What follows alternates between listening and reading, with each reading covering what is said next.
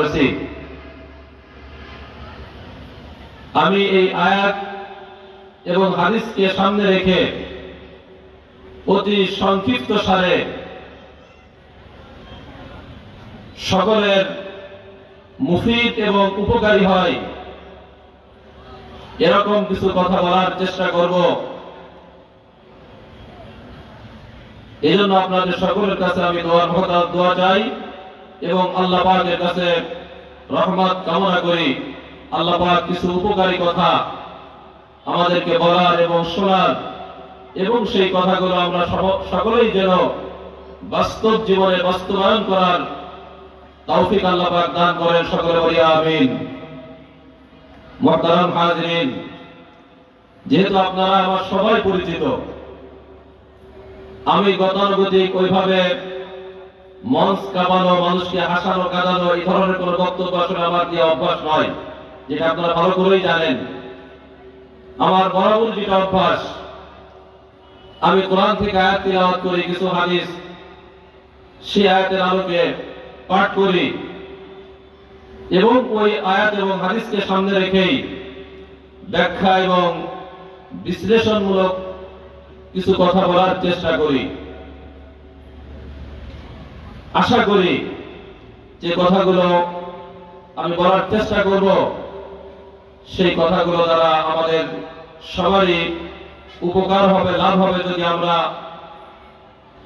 উপকারের নিয়তে, লাভের নিয়তে আমরা কথাগুলো শ্রবণ করার চেষ্টা করি। আল্লাহ রাব্বুল আলামিন আমাদের সবাইকে তৌফিক নসিব করুন। সকলে বলি আমিন। আসুন আমরা যে আয়াতে কারিমা আমি তিলাওয়াত করেছি, এই আয়াতের সরল অনুবাদটা আমরা আগে শুনে নিই। আল্লাহ রাব্বুল আলামিন সূরা আন-নাহল এর 90 নম্বর আয়াতের ভিতরে ইরশাদ করেন, ইন্নাল্লাহা ইয়া'মুরু বিল আদলি ওয়াল ইহসান ওয়া ইতা'i যিল কুরবা। আল্লাহ রাব্বুল আলামিন জগতের সমস্ত মানুষদিগকে সম্বোধন করে বলেন, ইন্নাল্লাহা ইয়া'মুরুকুম, আল্লাহ পাক তোমাদেরকে নির্দেশনা দেন, বিল আদলি,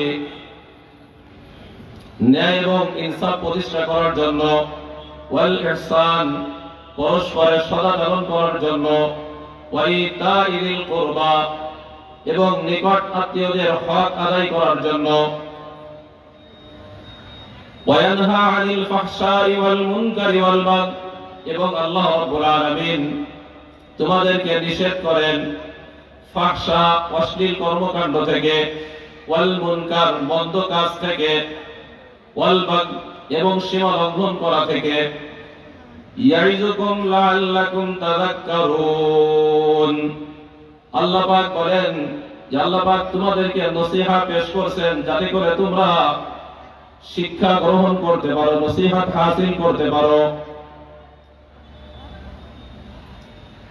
এই সাথে আমি যে ছোট্ট একটা হাদিস তিলাওয়াত করেছি, হাদিসের ভিতরে আল্লাহ রাসূল সাল্লাল্লাহু আলাইহি ওয়াসাল্লাম ইরশাদ করেছেন, আয-যুলমু যুলুমাতুন ইয়াওমাল কিয়ামা, জুলুম কিয়ামতের দিন বিশাল অন্ধকার হয়ে দেখা দিবে, ভীষণ অন্ধকার হয়ে দেখা দিবে, এমন অন্ধকার হয়ে দেখা দিবে জুলুমের কারণে তার সব কিছু অন্ধকারাচ্ছন্ন হয়ে যাবে।